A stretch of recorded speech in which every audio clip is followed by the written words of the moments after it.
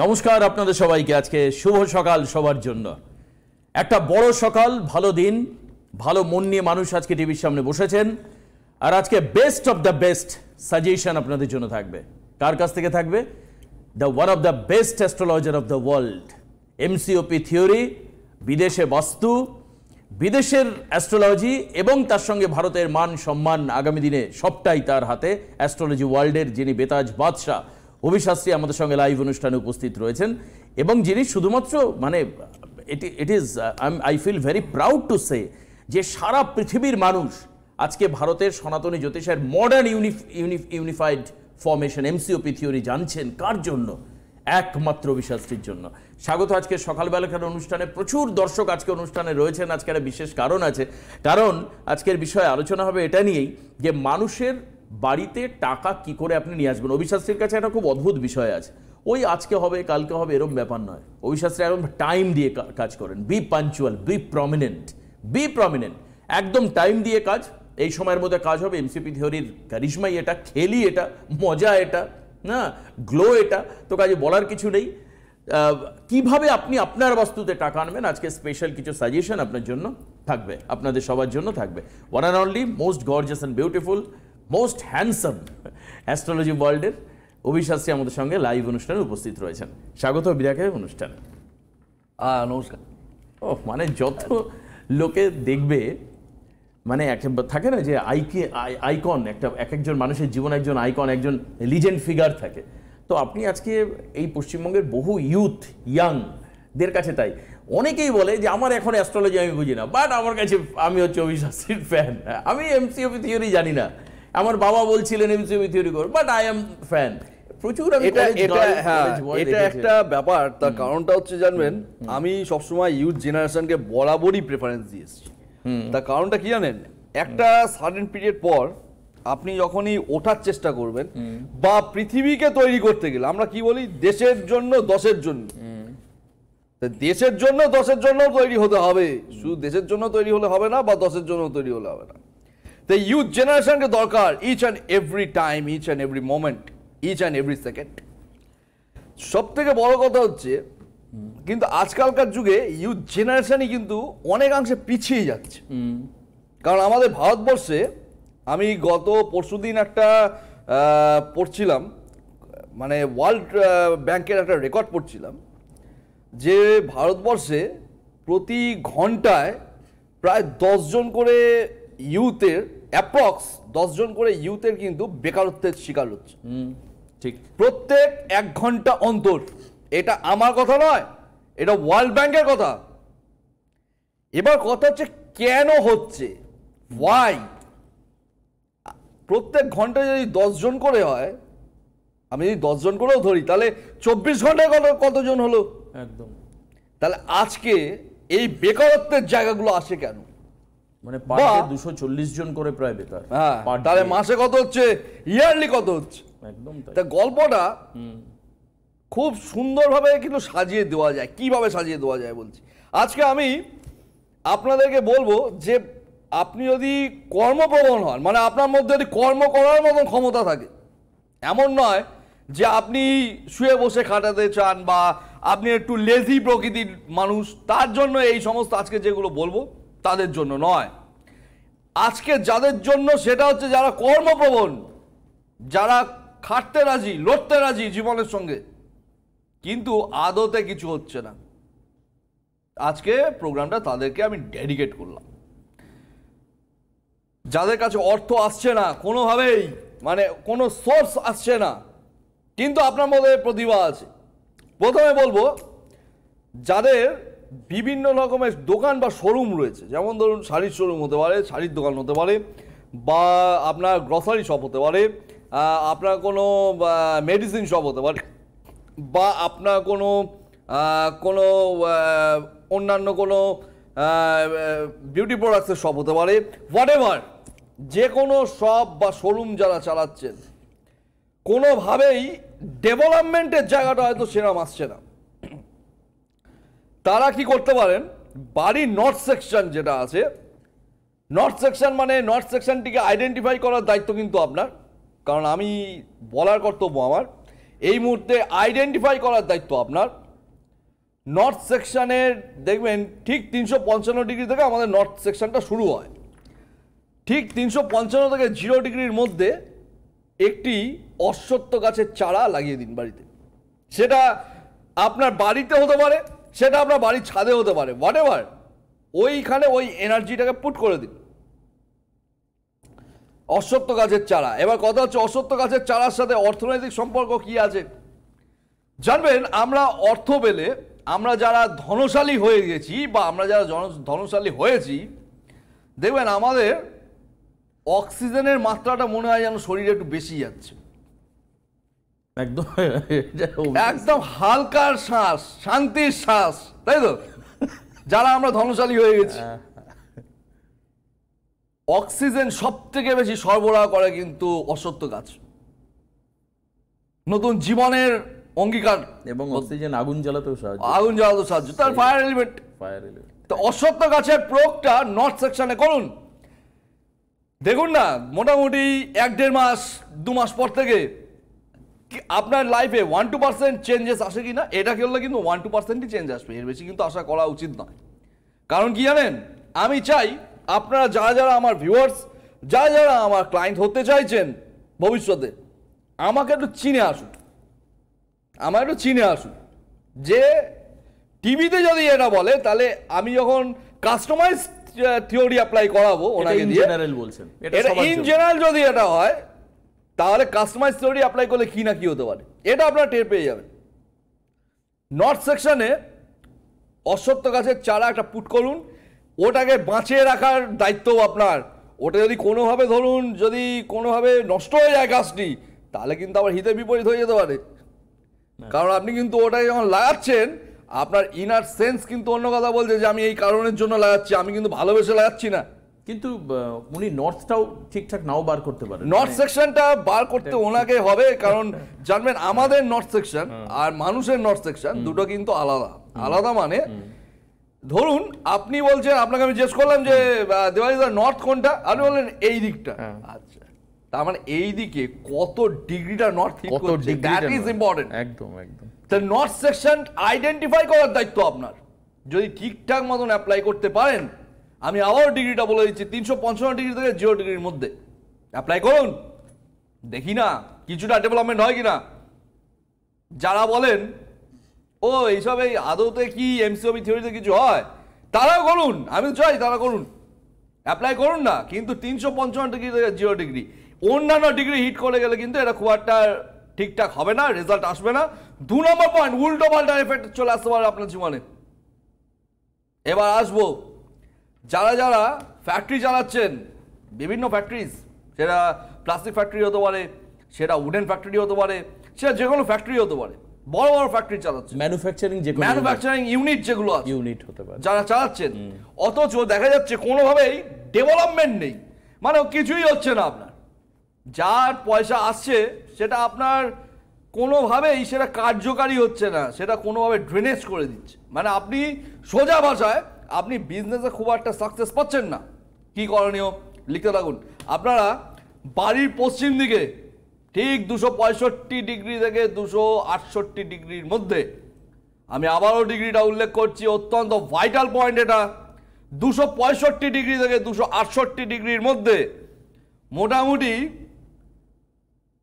18 ইঞ্চির একটি লোহার রড দেওয়ালে পুট করে দিন ওই ডিগ্রিতে। মানে কোনো একজনকে ডাকবেন, কাটিং মেশিন দিয়ে দেওয়ালটা কাটবেন, 16 ইঞ্চির রড ফিট করে দিন, লেটস সি কি হয় তারপর থেকে। এই যে অভিশাস্ত্রী বলছেন, অভিশাস্ত্রী হচ্ছে সব জ্যোতিষের শেষ জ্যোতিষ বলা হয় অভিষেকে এখন এবং মানে এই যে এমসিওপি বেস্ট রেজাল্ট, মানে ফরেনে যেভাবে আপনি ফরেন কান্ট্রিজে শুনুন, অ্যাব্রডে আমি একটা জিনিস দেখেছি, আমার যখন ক্লায়েন্ট আছেন উনি এখন ফিনল্যান্ডে আছেন, বুঝতে পারছেন? আচ্ছা, তা আমি ওনাকে মানে ওনার না কোনোভাবে ভরসাটা চলে গেছিল সাবজেক্টের উপর, অ্যাস্ট্রোলজি সাবজেক্টের উপর থেকে ভরসাটা চলে কেন গেছিল, তামাম দুনিয়ার অ্যাস্ট্রোলজাররা ওনাকে বলেছিলেন যে আপনার জীবনে কোনো বিদেশ যাত্রা হবে না। আচ্ছা, বিদেশ যাত্রা হবে না, বিদেশে গেলে কিন্তু আপনি ঠকতে পারেন, আপনার কিন্তু অসুবিধা হতে পারে। আপনার কিন্তু কোনোভাবে আইনি কোনো প্রবলেম হতে পারে।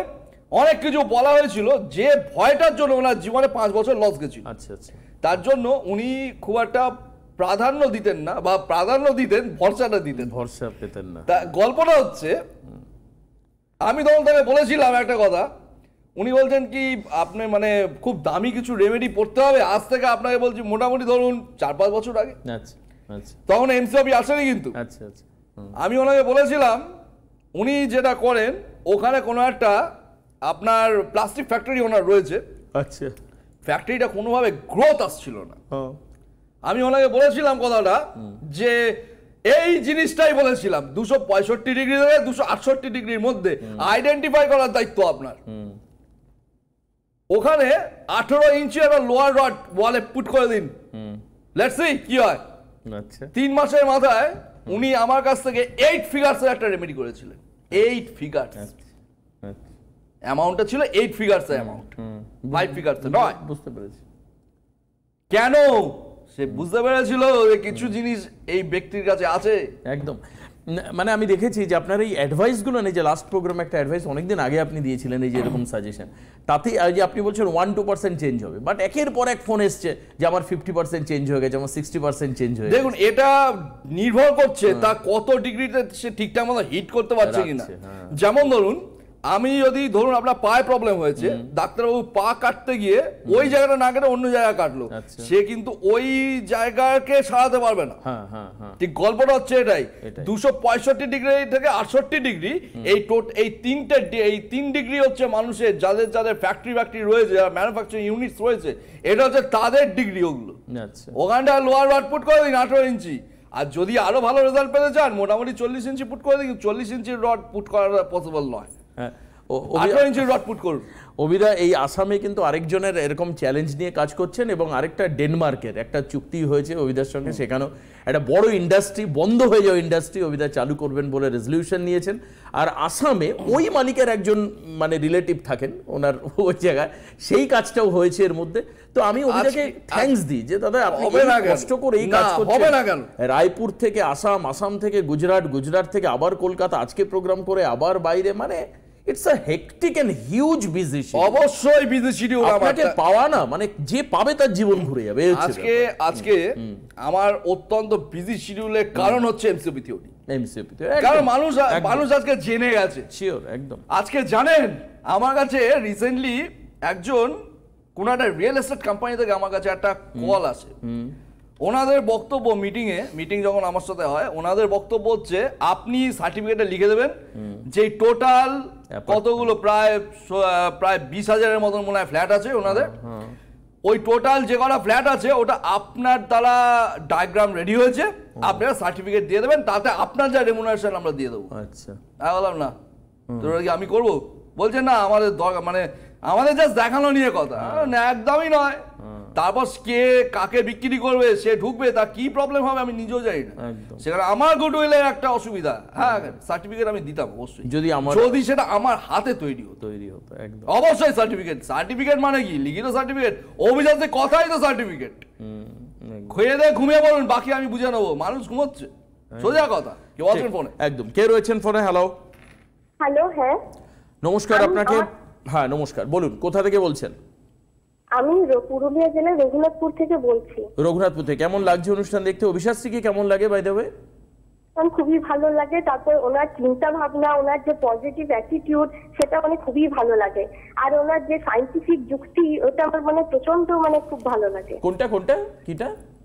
ওনার সায়েন্টিফিক যে যুক্তি আচ্ছা আচ্ছা আচ্ছা আচ্ছা আচ্ছা। আরে সাবজেক্টটাই তো সায়েন্টিফিক সাবজেক্ট, যুক্তি সায়েন্টিফিক হবে না? এখন ব্যাপারটা কি জানেন, বেশ কয়েক বছর ধরে এই সাবজেক্টের সঙ্গে ওই তারাপীঠ কামাখ্যাকে জুড়ে দিয়ে এই সাবজেক্টটা পুরো বরবাদ করে দিয়েছিল। আমি রেকটিফাই করেছি এটাকে, একদম সেখান থেকে বার করে নিয়ে আসা। কেন? কারণ ভগবানের জায়গায়, সাবজেক্টের জায়গায়, এর সাথে ভগবানের কোনো অ্যাটাচমেন্ট কোনো যুগেই ছিল না। অভিধার মুখে আমি কোনোদিন বলতে শুনিনি ভগবান মাইন। উনি বলেছেন ওটা একটা আলাদা জায়গা, এর একটা অবশ্যই। কারণ কি ভগবানের কাছে আমি তো নিজেও মন্দিরে যাই। কারণ কি ওটা প্রার্থনা করার জন্য। এটা আমার বিশ্বাস যে প্রার্থনা করলে দেবী আমার সঙ্গে থাকবে, বাট তার মানে এই নয় যে ওই ক্রিয়া করে দিলে আপনার লাইফ ঘুরে যাবে।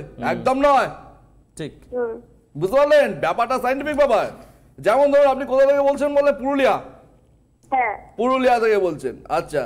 আপনি দেখবেন আপনি যে বাড়িতে আছেন ওই বাড়ির সাউথে কোনো একটা প্রবলেম আছে। সাউথে বেসিক্যালি প্রবলেমটা হয় ওয়াটার কানেকশন থেকে বা স্লোপ থেকে, মানে ঢাল থেকে। হয় দেখুন ওখানে ওয়াটার কানেকশন আছে, হয় ব্লুইশ কোনো কালার অ্যাপ্লাই করে রেখেছেন, বা ওখানে কোনোভাবে স্লোপ বা ঢাল আছে কিছু। কি আছে সাউথে? সাউথে কি আছে? কুয়ো আছে একটা। Water connection. এই ওয়াটার কানেকশন। অভিদ, আপনি সকাল হোক রাত হোক মানে সবসময় water connection, hitman. Water connection. এবার কথা হচ্ছে কি, তাই কি বললাম যে এটা সায়েন্টিফিক সাবজেক্ট। এখানে ওই কথা বলে বুঝতে পারছেন। আজকে দেখুন, তার মানে আপনি আজকে আপনার সম্বন্ধেই কথা বলবেন কিনা আমি জানি না, তবে আমার সব। আচ্ছা এবার বলি, কোনো না কোনো জায়গায় কনফিডেন্স লেভেল পড়তে শুরু করবে, মানে কনফিডেন্স লেভেল পাচ্ছেন না, কনফিডেন্স আসছে না। মানে যেখানে ধরুন 2+2 কত হয় না 4, আচ্ছা সেটা আপনি জানেন, কিন্তু 4 বলার আগেই আপনার মাঝে মধ্যেই পেছন থেকে টানবে, বলবো দ্যাট ইজ সাবসেকশন ড্যামেজ। দেখুন আপনার কথাবার্তার মধ্যে আপনি যে আমাকে ডেসক্রাইব করলেন সুন্দর করে, তার মধ্যে কোনো না কোনো জায়গায় সংকট ছিল যে আদতে আমি ওটা ঠিক কথা বলছি তো ভেবে বলতে হচ্ছে, বলা হচ্ছে। গ্রেট। না আপনি একটু বলুন যে আপনার কি কনফিডেন্স ল্যাক করছে, মানে কনফিডেন্স আত্মবিশ্বাস পাচ্ছেন না কাজে? আসলে আমি অনেক চাকরির পরীক্ষা দিচ্ছি তো, কিন্তু মানে প্রিলি পাস হচ্ছে, মেইনসটাতে কেটে যাচ্ছে। তাহলে কি কনফিডেন্স কমছে? তো হ্যাঁ, কনফিডেন্স কমে যাচ্ছে। কেন? Subsection damage. আচ্ছা এবার একটা কথা বলি, আপনার বাড়িতে যারা রয়েছেন মেম্বার্সরা, অন্যান্য মেম্বার্সরা, তাদের কিন্তু ঘুমে কোনো প্রবলেম হতে পারে। মায়ের দেখবেন ঘুম ঠিকঠাক মতো আসছে না, পর্যাপ্ত ঘুম হচ্ছে। হ্যাঁ হ্যাঁ একদম ঠিক। কার হচ্ছে এটা? হ্যাঁ কার হচ্ছে? কার? আমার নিজেরও হচ্ছে, তারপর মায়েরও ঘুমে। মায়েরও হচ্ছে। অ্যাস্ট্রোলজি নয়, বাস্তুতে কোন জায়গায় গেলে এইভাবে প্রেডিকশন করা যায়? আজকে আমি বলে দিই, আপনারা দেখুন, সারা ভারতের মানুষ দেখুন, সারা বিশ্বের মানুষ দেখুন, এইখানে অভিদ আপনি মানে গ্রেট সত্যি। এইভাবে প্রেডিকশন করা যায় না। বাস্তুটা হচ্ছে কিরকম জানেন? আরে আপনার হাতে পড়লে তার জীবন কি চেঞ্জ হতে পারে অবশ্যই। কারণ কি আমি একটা কথা বলি, শুনুন, আমি না ওনার ডেট অফ বার্থ জানি না, টাইম অফ বার্থ জানি, কিছু জানি না।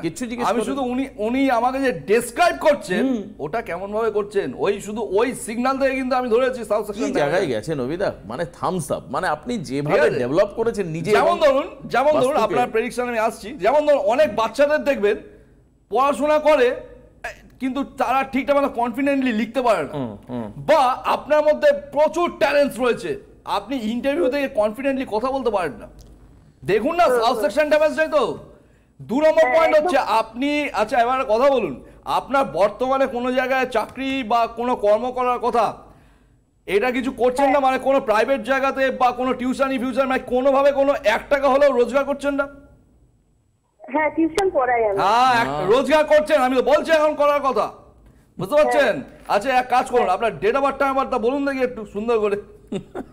27/12/1996। 27/12/1996। টাইম বলুন। সকাল 9টা।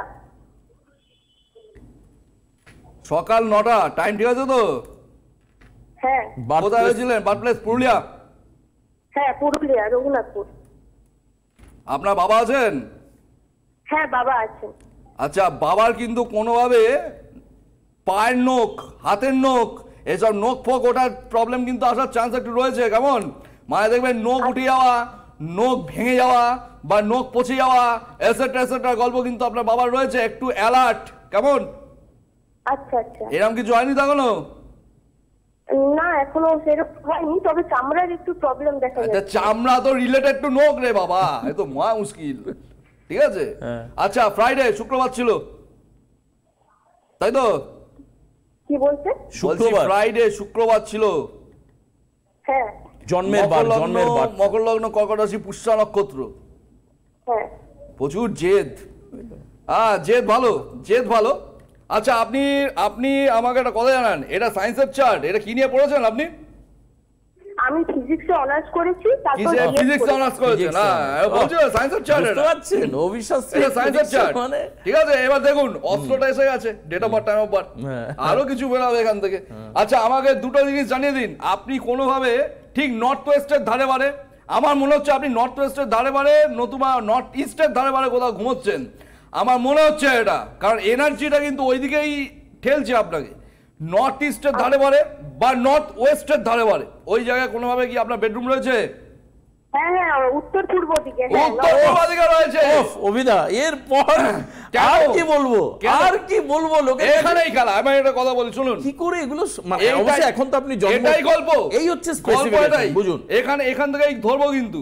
এবার একটা কথা বলি শুনুন, আপনি একটা কাজ করতে পারেন, আপনি যেটা করতে পারেন, যেহেতু আপনার চাকরি, যারা চাকরি পাচ্ছেন না সেটা এটা করলে যে আপনি গভর্নমেন্ট সার্ভিসই পাবেন এই গল্প আমি নেই, কারণ আমি গভর্নমেন্ট সার্ভিসটা দেখি না। কেমন আপনার কেরিয়ার আটকাবে না, মানে চাকরি থেকে যাদের কেরিয়ার আশা করছেন আপনারা, চাকরি যারা পাচ্ছেন না, এটা অ্যাপ্লাই করে দেখতে পারেন। বাড়ির উত্তর দিকে, বাড়ির যে নর্থ সেকশন, সেখানে একটা আমাদের জয়ন্ত গাছে, জয়ন্ত পাতা জানেন তো, নাম শুনেছেন? না। আচ্ছা, জয়ন্তী পাতার গাছ, ওটা যারা গাছ বিক্রেতা তাদেরকে বলবেন এনে দেবে জয়ন্তী পাতার গাছ, ওখানে লাগিয়ে দিন, দেখা যাক কি হয়। যারা চাকরি পাচ্ছেন না অ্যাপ্লাইটা করুন না।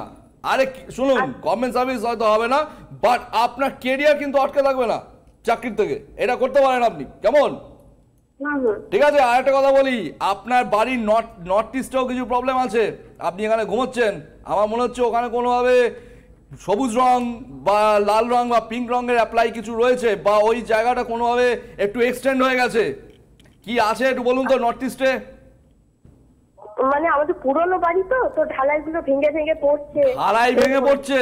আচ্ছা, আর মানে নর্থ ইস্টে লোহা দেখা যাচ্ছে? হ্যাঁ হ্যাঁ, লোহার জিনিসপত্র রাখা আছে। বুঝতে পেরেছি, যারা নর্থ ইস্ট ঘেটে গেছে। যদি সম্ভব হয় অভিদাকে একবার কন্ট্যাক্ট করে এমসিওপি করান নিজে, ঠিক আছে? বুঝতে পারবেন। কথা বলি শুনুন, আমি হয়তো আপনাকে সরকারি চাকরি পাওয়াতে পারবো না, কারণ আমি ওটা দেখি না, বলতে পারলাম, ঠিক আছে? বাট আপনি যদি বলছি, আপনি যদি বলেন যে অভিদা আমি কেরিয়ারে মারাত্মক উন্নতি চাই, তাহলে এমসিওপি থিওরির মাস্টার লেভেল অ্যাপ্লাই করুন। আপনার যা চার্টের ফরমেশন দেখলাম, এ কিন্তু আপনাকে মানে ভালো মতন টানবে, এই নিয়ে কোনো দ্বিধাবোধ নেই, বুঝতে পারলেন? ঠিক আছে, আপাতত জয়ন্তী বাজার গাছটা লাগান, আমার আইডেন্টিফিকেশন পেয়ে যাবেন। সত্যি বললাম, ঠিক আছে? আমার কাছে আসার আগে মুখে নয়, কাজে পরিচয়। আগে কাজটা দেখুন, 1-2% কাজ দেখুন না, নিজে টের পাবেন তো, ঠিক আছে? তারপর, কারণ জানবেন আমার বাড়িতে যে শেফ রান্না করেন, ঠিক আছে, আমি 25 জন শেফের ইন্টারভিউ করানোর পর আগে টেস্ট করেছি, তারপর শেফ রেখেছি। তা আমি এগুলো ওইভাবে রেখেছি, তা আপনিও ওইভাবেই আমাকে মানে চিনুন, আমি তো চাইবো সেটা, বুঝতে পারলেন? তবে অভিদা আগামী দিনে কেরিয়ার ক্যাম্পেইনিং করতে হবে, যারা কেরিয়ারে ঘুমিয়ে পড়ুন, আপনার কর্ম কানেকশন চলছে এখন। কেমন?